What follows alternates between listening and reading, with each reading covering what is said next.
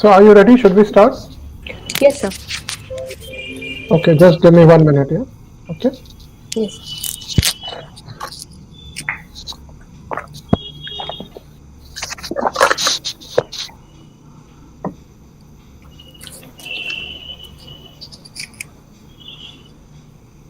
Good evening, everybody. Welcome to this evening episode of Pursue. This is Pursue 19B, which is Hematology, Hemostasis, and Thrombosis.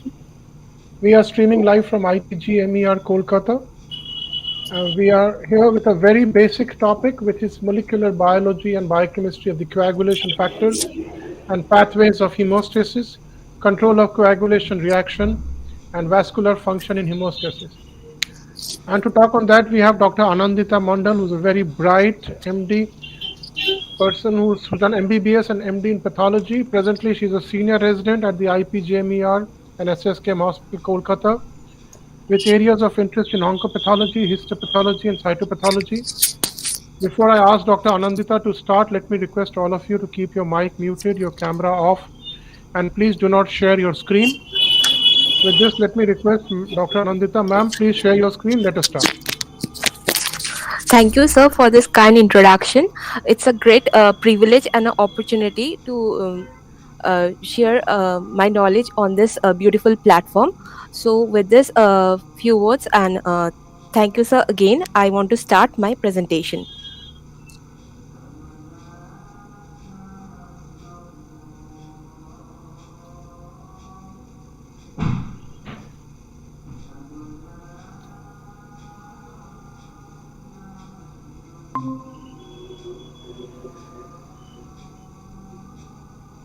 Yeah, just share your PowerPoint.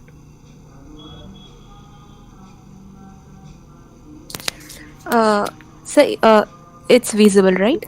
Yeah, it's perfectly visible. Just press that hide thing so that that pop-up goes away. Yeah, must make it full screen.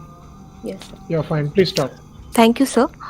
Today, my topic is molecular biology and biochemistry of coagulation factors and the pathways of hemostasis, control of coagulation reactions, and vascular function in hemostasis. Now, I'll discuss this topic under this following headings. So the PPT is not moving. Okay.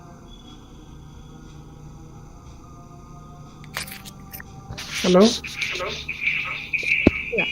Yeah. Yes, sir. It's now okay. Molecular biology and biochemistry of the coagulation factors, pathways of hemostasis, coagulation cascade, factors that limit the coagulation, the fibrinolytic system, vascular functions in hemostasis, and finally the summary. This table shows the coagulation factors along with their respective names. Factor 1 fibrinogen, 2 prothrombin, 3 tissue factor, factor 4 is calcium, factor 5 is labile factor, factor 6 not present, factor 7 is proconvertin or stable factor, factor 8 anti-hemophilic factor or anti-hemophilic globulin, factor 9 Christmas factor, factor 10 Schwartz power factor, factor 11 plasma thromboplastin antecedent, factor 12 Haemostasis or contact factor, factor 13 the fibrin stabilizing factor also known as Lackey-Lorand factor. Apart from this, there are prekallikrein or the Fletcher factor and high molecular weight kininogen, the Fitzgerald factor. This table shows the factors along with the plasma half-life and the plasma concentration. moving to the next slides. Now, what deficiency occurs in absence of this particular coagulation factors? Fibrinogen deficiency causes afibrinogenemia. Factor 5 deficiency produces parahemophilia. Factor 8 deficiency produces classical hemophilia or hemophilia A.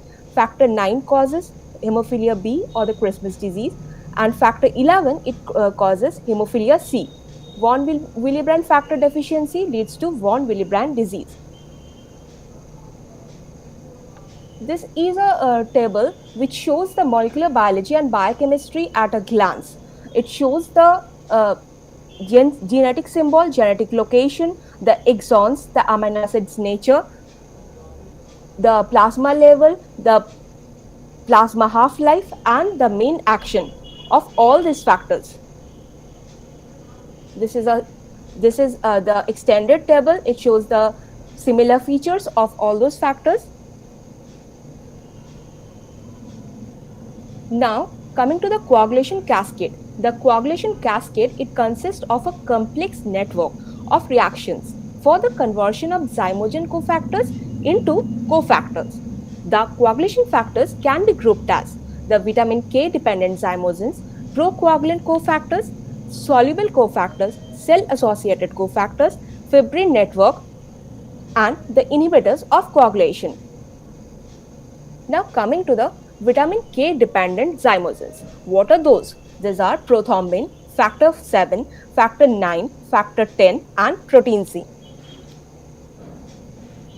The vitamin K dependent zymogens, they circulate in an inactive state and they require proteolytic activation to function as a serine protease. They all share a very similar structure with a C-terminal serine protease domain and an N-terminal gamma carboxy glutamic acid domain.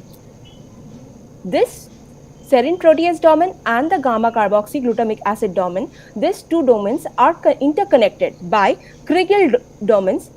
Here we can see Kriegel 1 and Kriegel 2 or epidermal growth factor like domains. Each protein has a defined function and they help in facilitating the substrate recognition, interaction with the protein cofactors, and to bind to the negatively charged lipid surface such as the activated platelets and the endothelial cells. All this results in restricting the coagulation to the site of injury. That is what is very important. Otherwise, there will be an uncontrolled coagulation. Now, this diagram, it depicts the vitamin K dependent zymogen. Here in this diagram, each small circle that represents an amino acid. The pre-pro leader sequence consists of the signal peptide as well as the propeptide, which directs the gamma carboxylation of the glutamic acid residues. Cleavage between this pre-pro sequence and indicates from the mature protein is indicated by this cleavage. The glutamic acid domains are indicated by this blue dots, by this blue circles. Prothrombin, this is, you see, this is the prothrombin. It has got a finger lobe which is followed by two Kriegel domains. These are two Kriegel domains, factor 7, 9, 10 and protein C. They have epidermal growth factor 1 and 2 like domains. Factor 10 and protein C, they circulate as a single chain molecules. Factor 10 and protein C, they circulate as two chains, or after the proteolytic activation, all the molecules of the two chains are disulfide linked. This is the disulfide linked molecule which is indicated by this green arrow.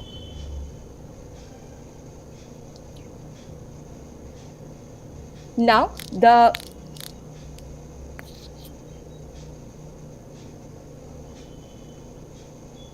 this yellow region, this is the activated catalytic region. You see in this factor 9, 10 and the protein C. Now, this schematic diagram, it shows the vitamin K dependent carboxylation. The vitamin K dependent carboxylation is very essential. This carboxylation requires oxygen, carbon dioxide and reduced form of vitamin K for its action. Hence, vitamin K dependent, hence these are known as the vitamin K dependent proteins. For one molecule of glutamic residue that is carboxylated, one molecule of reduced vitamin K is converted to epioxide form. This is done by the carboxylase. Now, this vitamin K epioxide is again converted to reduced form by epioxide reductase. Warfarin and other 4-hydroxycoumarine related compounds, they inhibit this epioxide reductase. Because warfarin, it blocks this epioxide reductase and not the carboxylase. This inhibition caused by warfarin and other 4-hydroxycoumarine compounds, these are temporary, which is overcome by administration of vitamin K.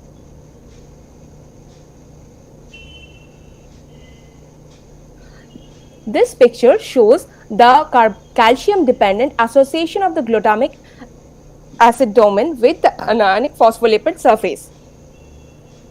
Under normal conditions, what happens? Phosphatidylserine is not exposed to the outer membrane leaflet of the cells.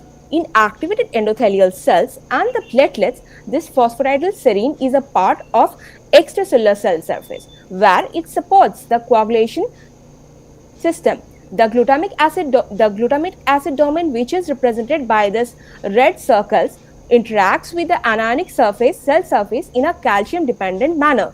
The calcium ions are coordinated by the GLA residues and they cause a hydrophobic surface loop.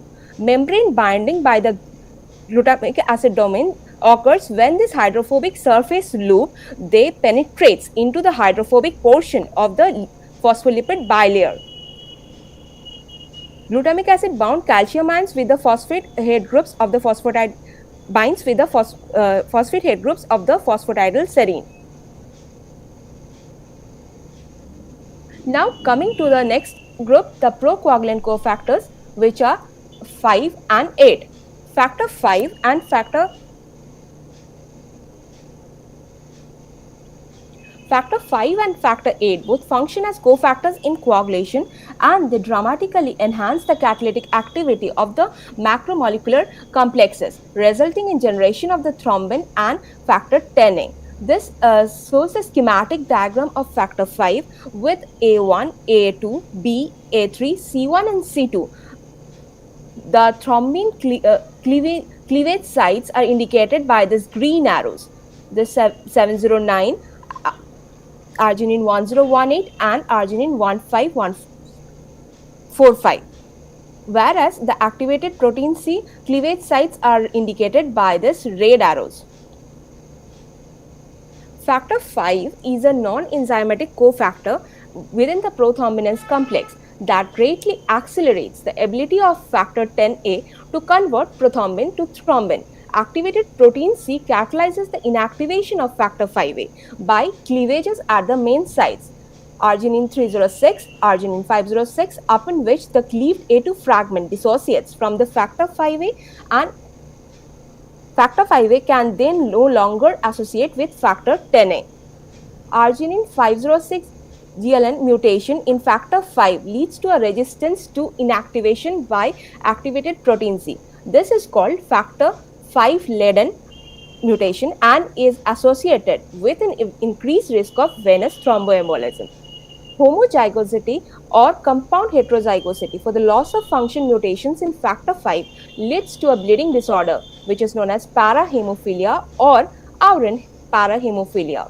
In whites, most of gain of function mutation in factor 5 is known as factor 5 Leiden, which leads to plasma abnormality known as activated protein C resistance.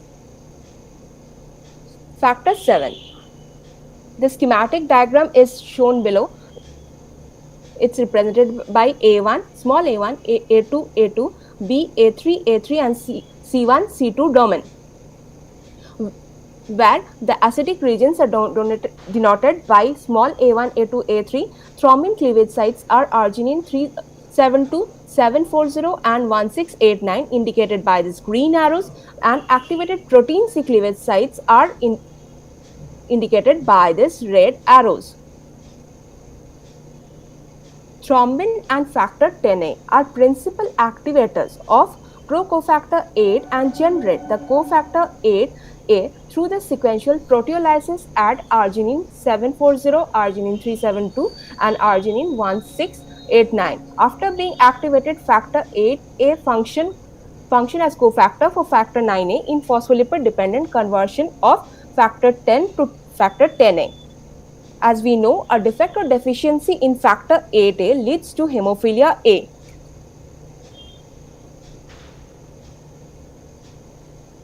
High level of factor 8 are common and a strong risk factor for venous thrombosis. Coming to the soluble cofactors, protein S and the von Willebrand factor. The protein structure of protein S differs from other vitamin K dependent proteins. Free protein S, it serves as a cofactor for activated protein C in the proteolytic inactivation of factors 5A, 8A. Loss of function mutations in the PROS1 lead to protein S deficiency. Heterozygous deficiencies of protein A can be categorized into three types of deficiency. Type 1 deficiency is characterized by antigen levels which are less than 50% of the normal. In type 2, the antigen levels are near normal, whereas the activity of this antigen are decreased by 50%. In type 3, there is a low level of free protein S. In keeping with this classification, the clinical laboratories offer a protein A activity assay, free antigen assay, or total antigen assay, as the condition may be. Now, this schematic diagram shows the protein S, factor 11, factor 12, and TFPI, tissue factor pathway inhibitor representation.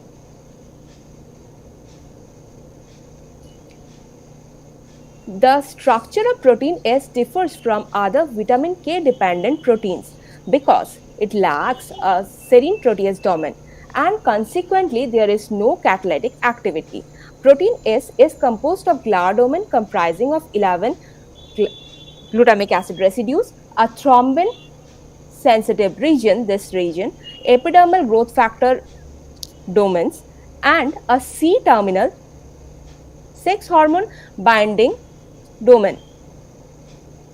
Protein S, factor 11 and factor 12 and TFPI, tissue factor pathway inhibitor, but protein S, coming to the next slide, I'll discuss factor 11, 12 and TFPI later on. The von Willebrand factor, it's a large multimeric protein which is required for normal platelet adhesion to the component of the blood vessel, and it acts as a carrier for factor 8. It is synthesized in the megakaryocytes and endothelial cells and stored in specialized organelles in platelets and endothelial cells. Large von Willebrand factors multimers are cleaved by plasma protease ADAMTS13, which is a disintegrine and a metalloproteinase with thrombospondin motifs 13. This cleavage produces smaller von Willebrand factor multimers which circulate in the plasma. Reduced ADAMTS13 activity is linked with various microangiopathies with increased platelet activity. Large von Willebrand factor multimers are more active than the smaller ones.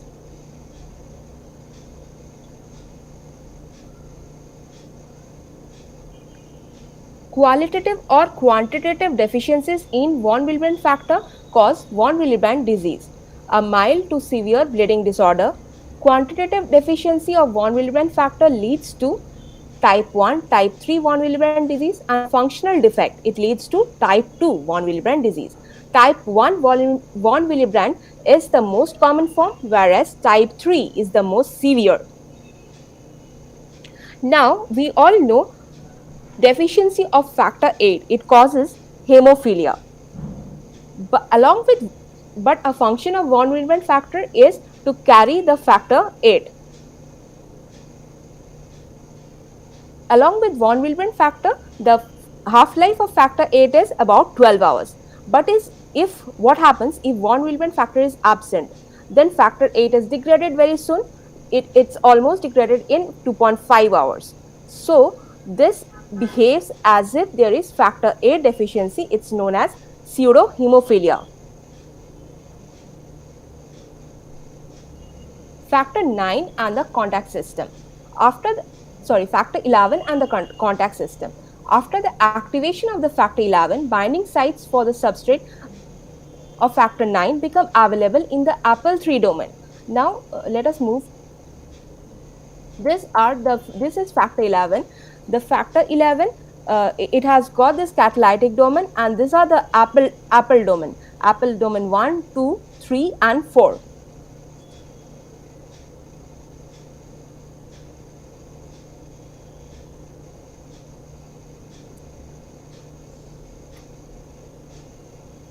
And the serine protease domain of the factor 11. Factor 11 proteolytically activates factor 9 to form factor 9 activated factor 9A in a calcium dependent but phospholipid independent manner. Both forms of factor 11A dimer as well as monomeric factor 11A activate factor 9 in a similar manner. Factor 12A dependent activation of factor 11 is not essential for normal hemostasis, but this is what it happens in pathological thrombus formation. Thrombin mediated activation of factor 11, on the other hand, seems most significant under conditions of low tissue factor and is assumed to enhance clot stability through thrombin activation of thrombin activable fibrinolysis inhibitor.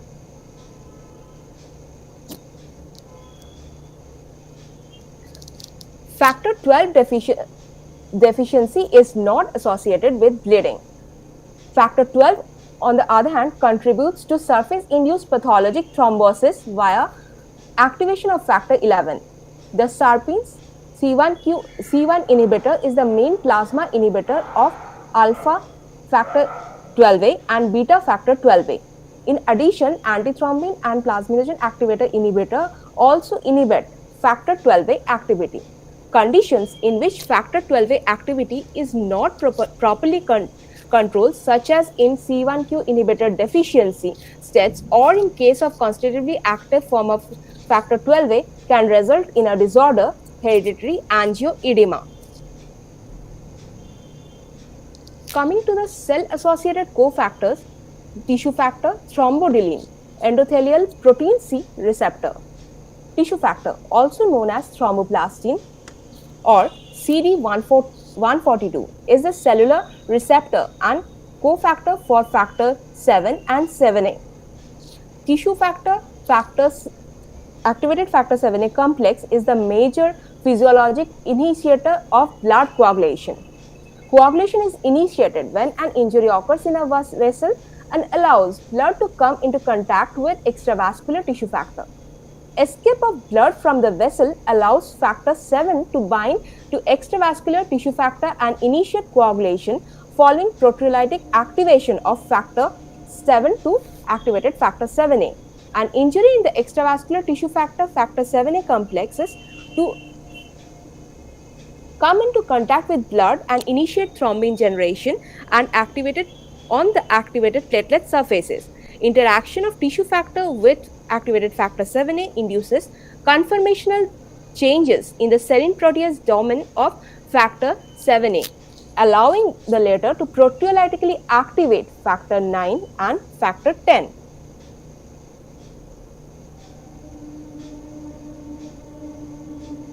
This is the schematic diagram showing the tissue factor and the factor 7A complex.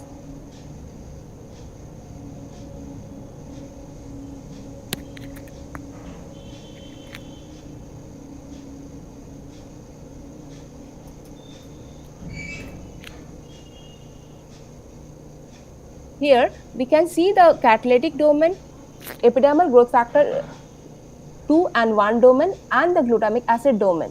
This is the tissue factor, binding of this tissue factor with the factor 7A. it changes the conformation, it changes the shape of factor 7 and also opens the active site.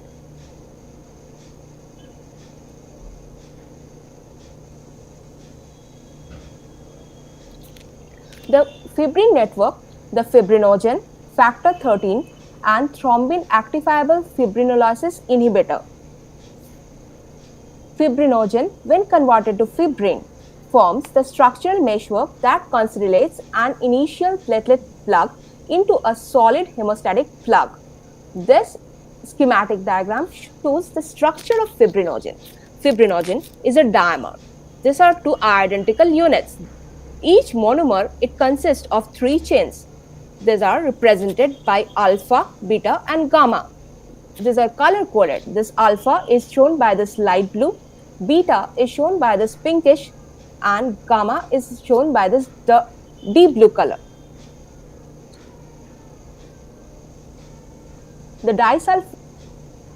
disulfides that link the two monomers are indicated in the central E domain.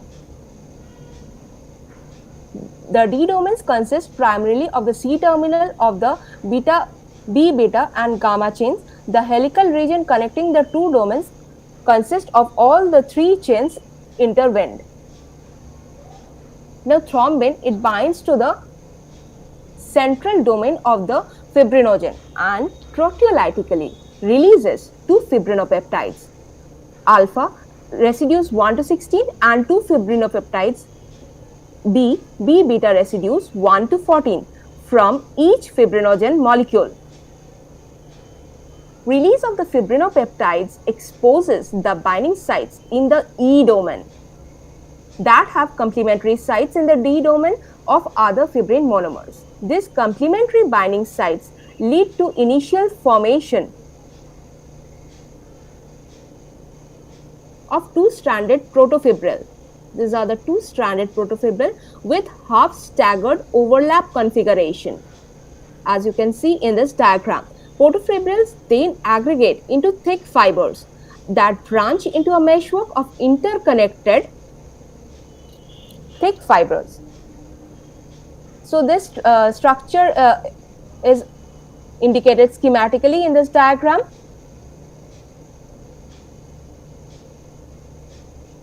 Now coming to factor 13. The glycoprotein factor 13 is a pro-transglutaminase that upon activation cross-links and stabilizes the fibrin clots.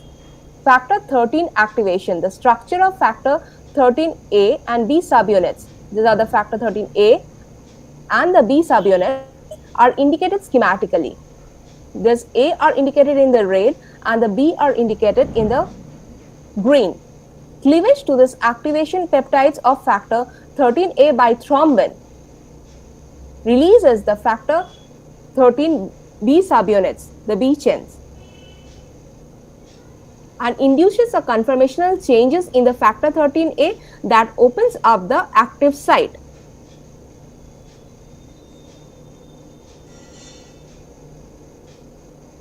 Now, let us move to the next part of today's discussion, that is hemostasis.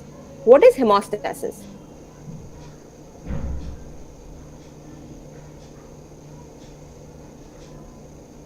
Hemostasis is a precisely orchestrated process which involves platelets, clotting factors, endothelium, which occurs at the site of vascular injury and culminates in the formation of a blood clot, which serves to prevent or limit the extent of bleeding. What are the sequence of events that lead to hemostasis at a site of vascular injury? Arterial vasoconstriction, primary hemostasis, formation of the platelet plug, secondary hemostasis, deposition of fibrin, clot stabilization and resorption. We will go through all this one by one.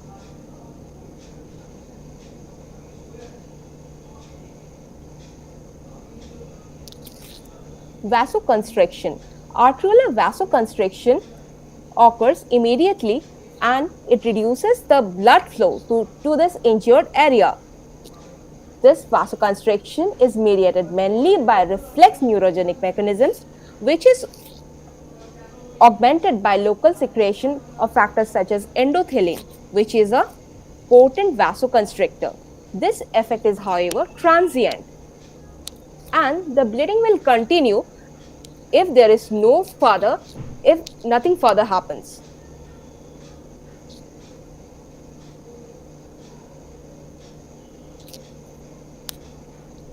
Now comes into play platelet activation and aggregation.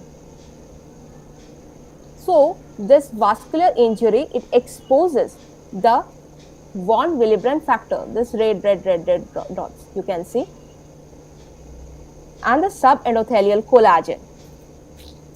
What happens? Von Willebrand factor and the subendothelial collagen, they causes platelet adherence and activation. What is meant by activation? Activation, it results in the dramatic shape change. The platelets, which are small round discs with spiky protrusion, rounded discs, they become flat plates with spike-like protrusions, which increases the surface area and causes release of these granules. So we'll later come to see the granules which are present in platelets. At this moment, there is activation of the platelets followed by shape change and the granule release. Within a few minutes, what happens? Additional platelets undergo aggregation to form a primary hemostatic plugs.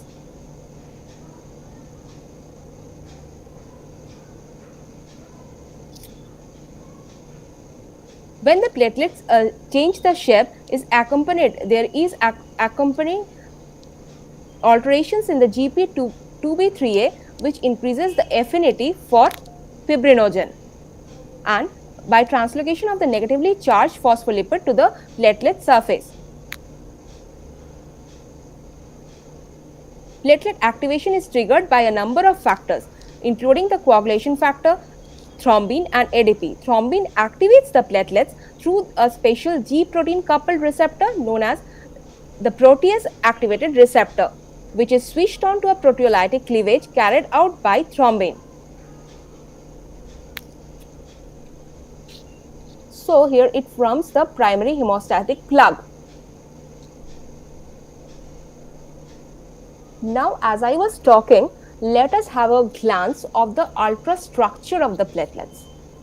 This is the ultrastructure of the platelets, depicting the glycocalyx, the plasma membrane, the open canalicular system, submembranous filaments or the platelet contractile proteins, the dense tubular system, mitochondria, the glycogen.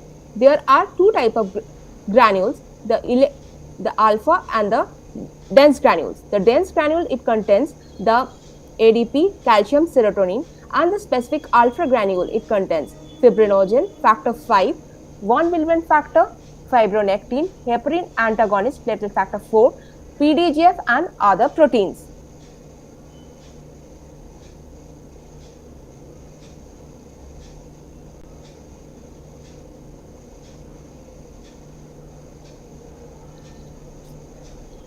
Now the platelet aggregation occurs following their activation. The conformational change in the glycoprotein 2B3A, this semicircle, a dark blue semicircle GP2B3A that occurs with platelet activation allows binding of the fibrinogen, a large bivalent plasma polypeptide, leading to their aggregation. Now, in cases where this GP2B3A is absent, it leads to Glanzmann thrombasthenia. The initial wave of aggregation is reversible, but with concurrent activation of thrombin stabilizes the platelet plug and causes further activation and aggregation. When this GP1B receptor is absent, it produces the Barnard-Solier and von Willebrand factor. If it is deficient, it produces von Willebrand disease. This shows platelet adhesion. This process is called adhesion when the platelet binds with the endothelial.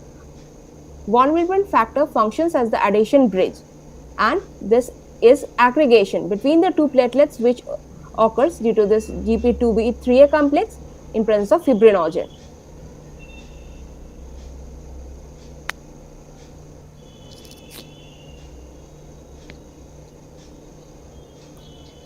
Activation of clotting factors and formation of fibrin. Vascular injury also results in the release of tissue factor. What is tissue factor? Tissue factor is a membrane-bound procoagulant protein which is normally expressed by the subendothelial cells in the vessel walls, smooth muscles and the fibroblasts. Tissue factor, it activates factor 7, which sets the motion of the cascade of reaction which produces thrombin. Thrombin cleaves circulating fibrinogen into insoluble fibrin, creating a meshwork of fibrin, and is also a potent activator of platelets. It causes additional platelet aggregation. This entire thing, this is called the secondary hemostasis, which occurs after the primary initial platelet plug.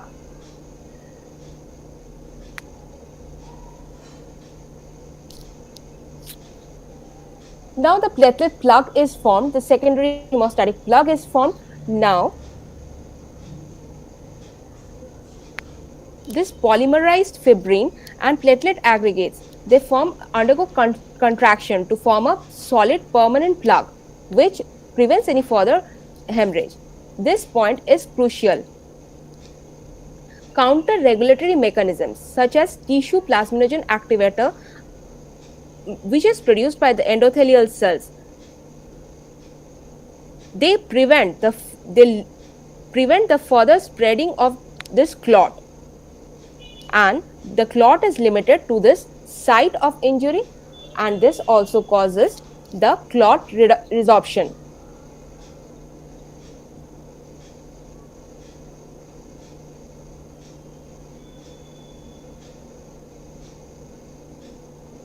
So this entire thing which we have just talked about, this is shown schematically in this diagram.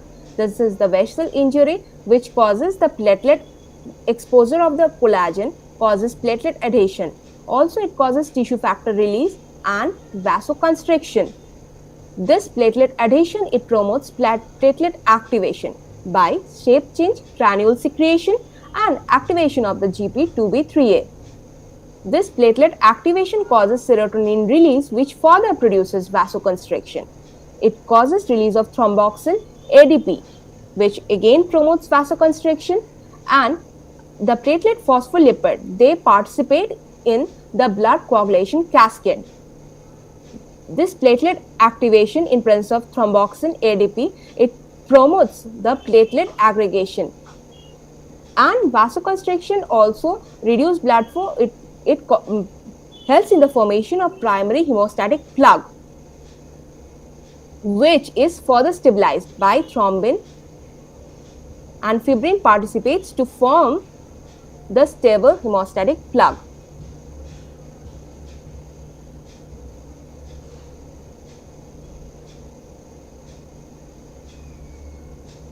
So the coagulation cascade, what is it? It's a series of amplifying events, enzymatic reactions which leads to the deposition of an insoluble fibrin clot. Each reaction in this involves an enzyme, an activated coagulation factor, a substrate, an inactive proenzyme form of the coagulation factor, and a cofactor, which is a reaction accelerator. These components are assembled on the negatively charged phospholipid surface, which is provided by the platelets. Assembly of the reaction complexes depends on calcium, which binds to the gamma carboxylated glutamic acid residues that are present in factor 2, 7, 9 and 10. The enzymatic reactions that produce the gamma carboxylated glutamic acid use vitamin K as a cofactor, and which are antagonized by drugs such as coumadin.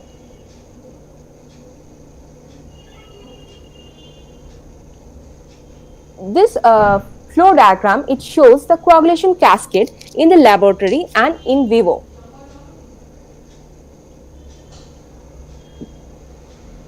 In the laboratory, what happens? The intrinsic pathway is activated by the negatively charged surface, example the glass beads. It converts factor 12 to activated factor 12A. Factor 11 is then converted to factor 11A in presence of activated factor 12A. Factor 9 is converted to 9A in presence of activated factor 11A. This 9A and the activated factor 8A, this is known as intrinsic tenase because it converts factor 10 to activated factor 10A, which converts prothrombin to thrombin. Thrombin converts fibrinogen into fibrin clot. In the meantime, tissue factor is also activated. Tissue factor also binds with the factor 7 to form this tissue factor activated factor 7A complex, which is known as the extrinsic tenase.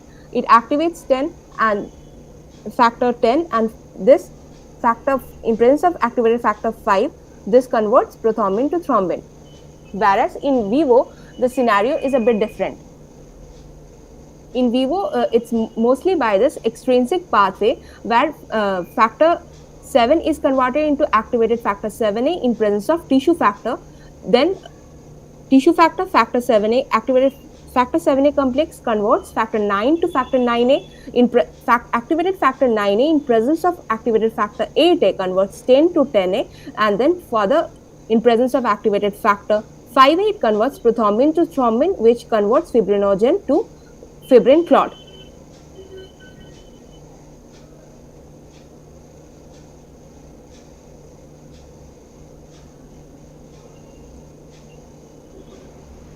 This is the same diagram which is shown schematically over here.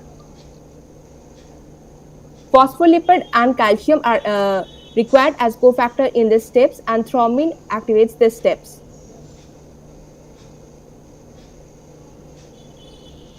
Now, how do you measure this coagulation pathways?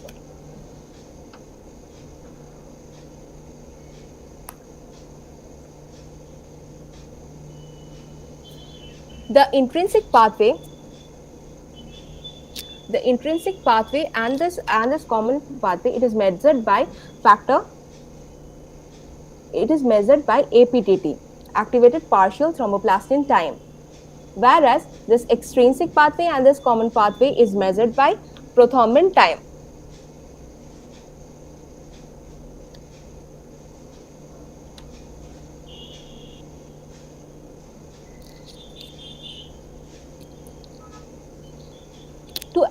To measure thus how to measure this APTT? It is checked by putting negative charge in the, collect the sample in a glass tube and add negative charge. How this negative charge is added? This negative charge is added by putting kaolin, silica, etc.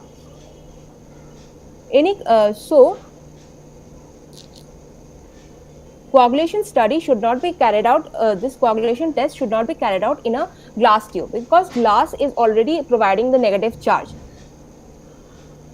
Also, this APTT, it is given in seconds, so it should not be given in isolation. It should be always provided with a control. The control is obtained from the pooled sample. The normal blood donor who come to the blood bank, and the control should be done from that. How sensitive is APTT? APTT can detect coagulation factor deficiency when the coagulation factor deficiency fall at least 15 to 20% of the normal. What factors does it detect? It detects factor 12, 11, 9, 8, 10, 5, 2 and 1. The measurement of this extrinsic pathway, how to check the extrinsic pathway? We add tissue factor to the sample.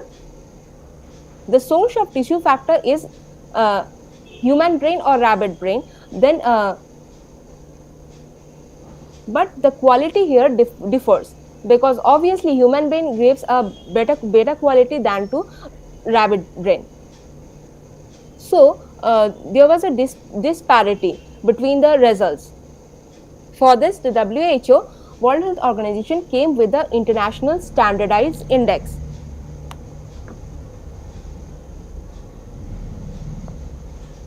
It the tissue factor which is manufactured by any company, it should be compared to the tissue factor which is present in the WHO.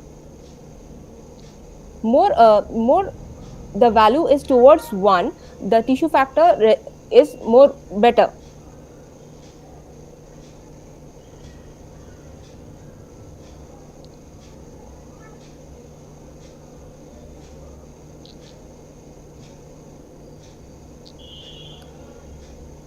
But we have to compare the tissue factor with the control values.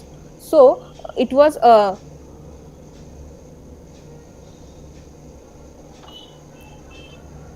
proposed that the international normalized ratio or INR is put into effect. What is INR? It is the PT of the test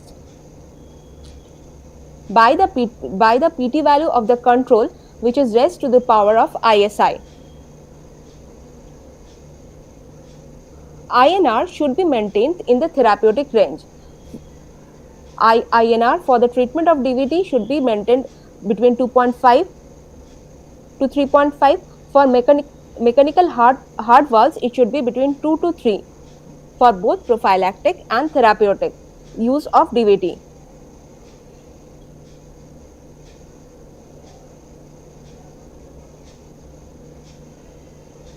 Now coming to the screening test for hemostasis. What are the tests we can perform to check the primary hemostasis? Bleeding time, the platelet and the vascular phages, PFA 100 system to assess the platelet function, platelet count to detect the quantization of the platelets, blood smear, quantitative and morphologic abnormalities, and detection of underlying hematological disorder. What are the tests for secondary hemostasis? Clotting time, which is the crude test for coagulation pathways, prothrombin time, the extrinsic and the common pathways, and the activated partial thromboplastin time to test the intrinsic and the common pathways.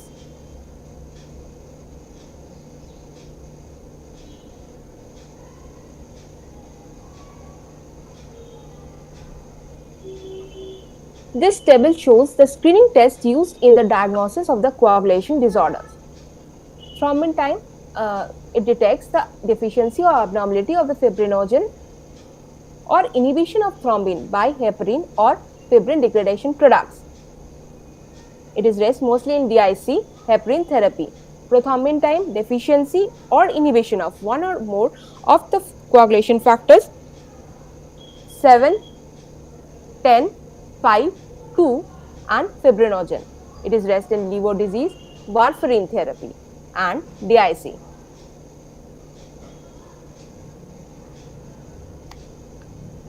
Activated partial thromboplastin time or the partial thromboplastin time, deficiency or inhibition of one or more of the following coagulation factors 12, 11, 9, Christmas disease, factor A deficiency, hemophilia, 10, 5, 2 and fibrinogen. It is raised in hemophilia, Christmas disease plus the above conditions. Fibrinogen quantification,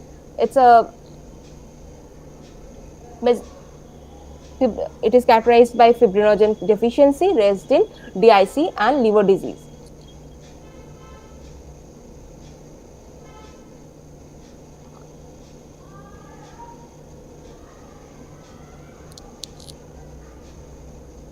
Now, what is the role of thrombin? Thrombin is a very important in coagulation system because it has various enzymatic activities and control diverse aspects of hemostasis, and also it links to clotting, to inflammation and repair. Among the most important activities of thrombin are the conversion of fibrinogen into cross-linked fibrin, which I have seen, platelet activation, pro-inflammatory effects and anticoagulant effects.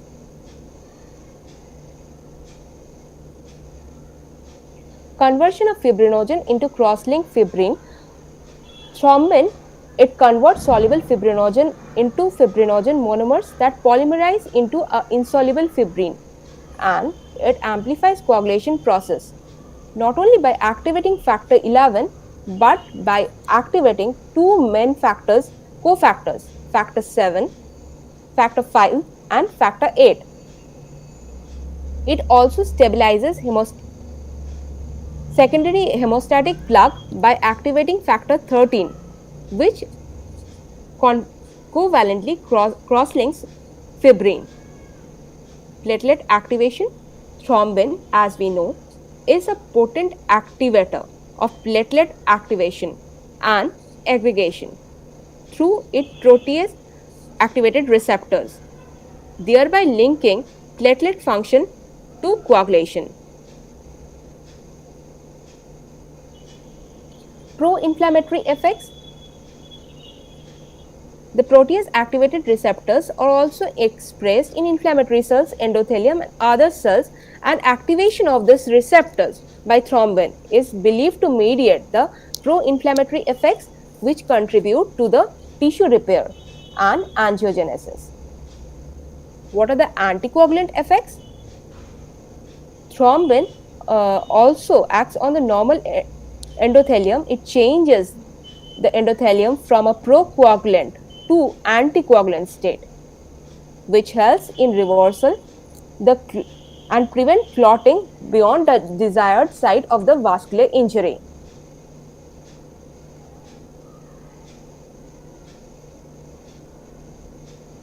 So this is pictographically represented thrombin. It produces the actions of thrombin. It produces platelet activation, inhibits fibrinolysis, activates factor 5 to factor 5A, activates factor 8 to factor 8A, converts fibrinogen to fibrin. It plays a role in inflammation, protein C activation, factor 11 activation and factor 13 activation and stabilization.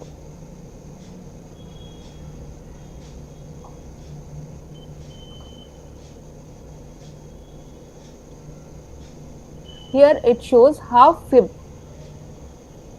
fibrinogen is converted in presence of thrombin into fibrin monomer, which further undergoes hydrogen bonding to form fibrin polymer, and then it undergoes transaminase bonding in the presence of activated factor 13A, which is again formed by in presence of thrombin from factor 13.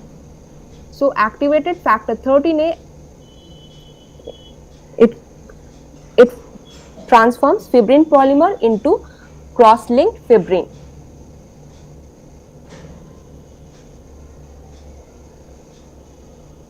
Role of thrombin in hemostasis and cellular activation.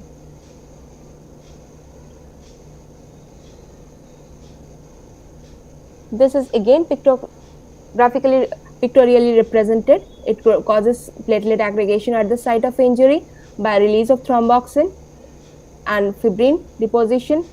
These are the pro-inflammatory effects.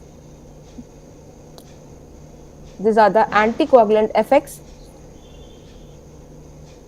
by release of nitric oxide, prostacyclin,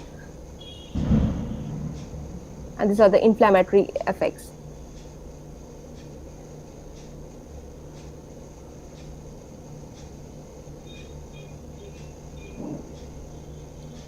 Now, coming to the factors that limit the coagulation system.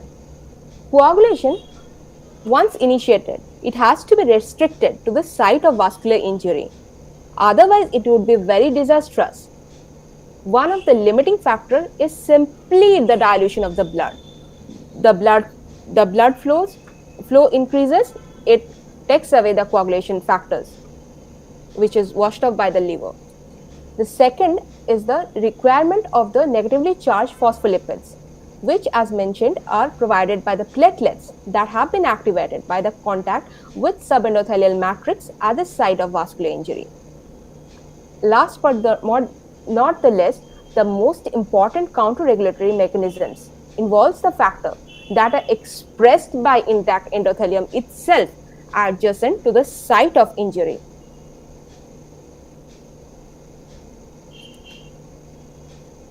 Herein comes into play the fibrinolytic system.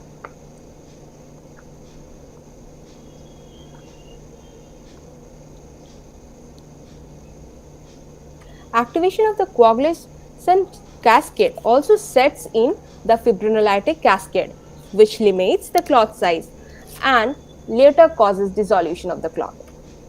Fibrinolysis is accomplished through enzymatic activity of plasmin, which breaks down fibrin and interferes with its polymerization.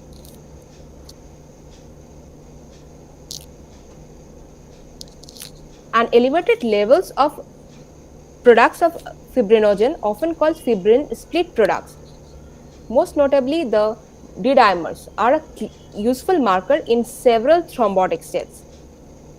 Plasmin is generated by enzymatic catabolism of the inactive circulating plasminogen, either by factor 12 dependent pathway, possibly, and explains the role of association of factor 12 deficiency and thrombosis or plasminogen activators.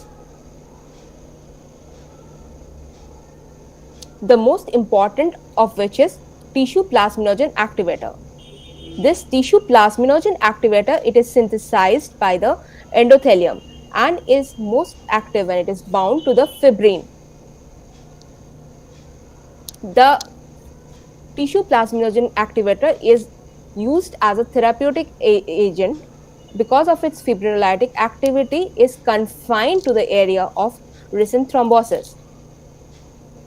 Once activated, plasmin is in turn tightly controlled by counter-regulatory mechanisms such as alpha-2 antiplasmin inhibitor, alpha-2 plasmin inhibitor, and which is a plasma protein that binds and rapidly inhibits free plasmin.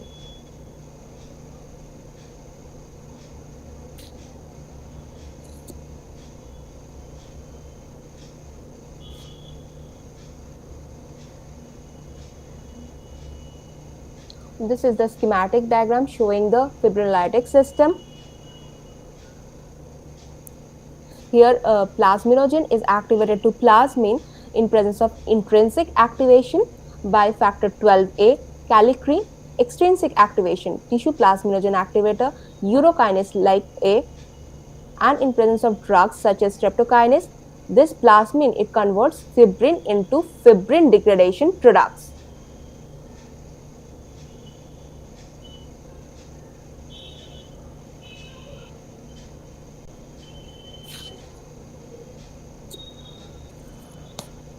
Let us have a look at the vascular functions. What role does endothelium has to play in hemostasis? We have seen a lot of role till now. Jotting it down, the endothelium, the balance between the anticoagulant and the procoagulant activities of the endothelium often determines whether the clot formation, propagation, or dissolution occurs.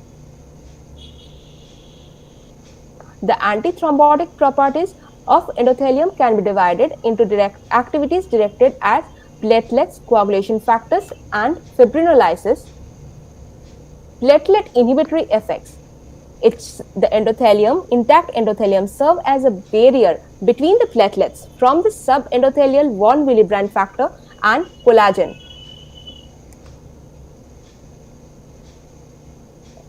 It releases prostaglandin, nitric oxide, adenosine phosphatase, and bind and alter the activity of thrombin.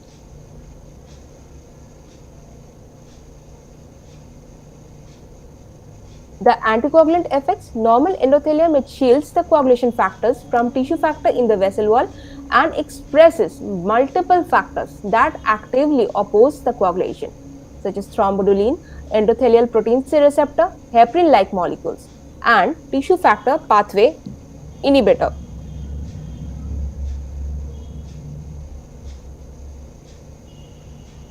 The fibrinolytic effects, normal endothelial cells synthesize tissue plasminogen activator a key component of the fibrinolytic pathway.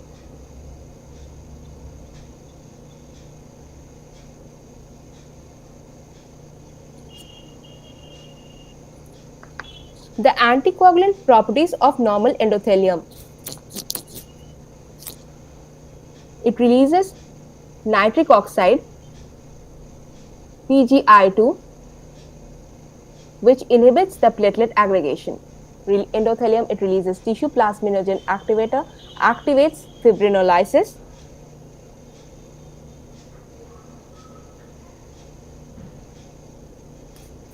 Heparin-like molecules on the surface bind and activate antithrombin 3. They activate the antithrombin 3, which inhibits the thrombin.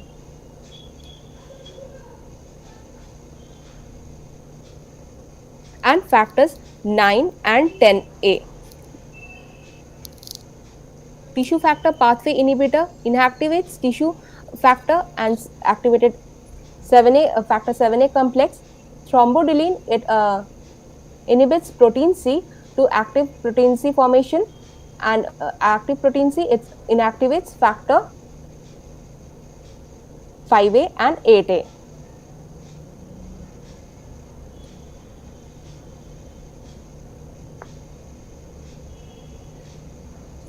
This is the slide showing the procoagulant activity. Exposure of the membrane-bound tissue factor, it causes the extrinsic coagulation sequence, leads to the extrinsic coagulation sequence. Platelet adhesion is by fibrinogen is indicated, and this von Willebrand factor, which helps in adhesion of the platelet with this von Willebrand factor, helps to form further platelet aggregation. These are the procoagulant activities in the shown by the endothelium.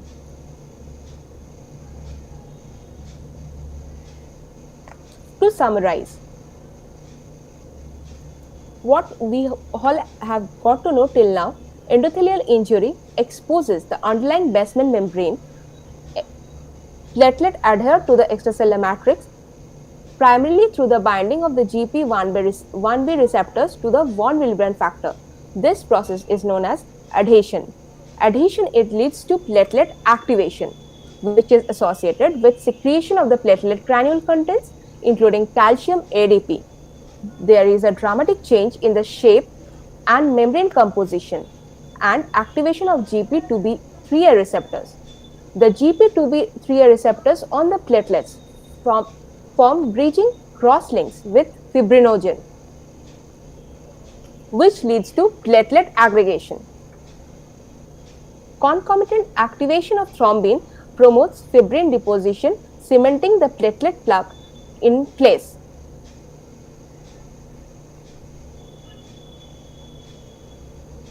Coagulation occurs via the sequential enzymatic conversion of the cascade of circulating and locally synthesized proteins.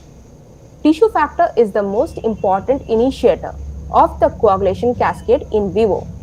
At the final stage, thrombin converts fibrinogen into insoluble fibrin that contributes to the formation of the definitive hemostatic plug. Coagulation is restricted to the sites of vascular injury by limiting enzymatic activation to the phospholipid surfaces provided by the activated platelets or the endothelium. Circulating inhibitors of coagulation, such as antithrombin 3, whose activity is augmented by heparin-like molecules, is expressed on the endothelial cells. Expression of thrombodilene on normal endothelial cells, which bind thrombin and convert it to anticoagulant activity. Activation of fibrinolytic pathways by association of tissue plasminogen activator with fibrin. These are my references. And thank you. I end this with a beautiful picturesque Gurudong Mark Lake. Thank you so much. Thank you, Dr. Anindita. Nice presentation. You were, I think, a bit nervous, that's all. Yes, sir. But otherwise, it went out very well, very smooth. And we were able to understand the entire cascade of coagulation, as well as the role of endothelium, as well as other factors of anticoagulation as well. Nice presentation. Thank you. We will invite you again for some other presentation as well in the near future. Right. Thank you so much, sir. Right. Take care. Bye bye. Good night. Bye, sir. Good night. Good night. God bless you. Bye. Thank you, sir.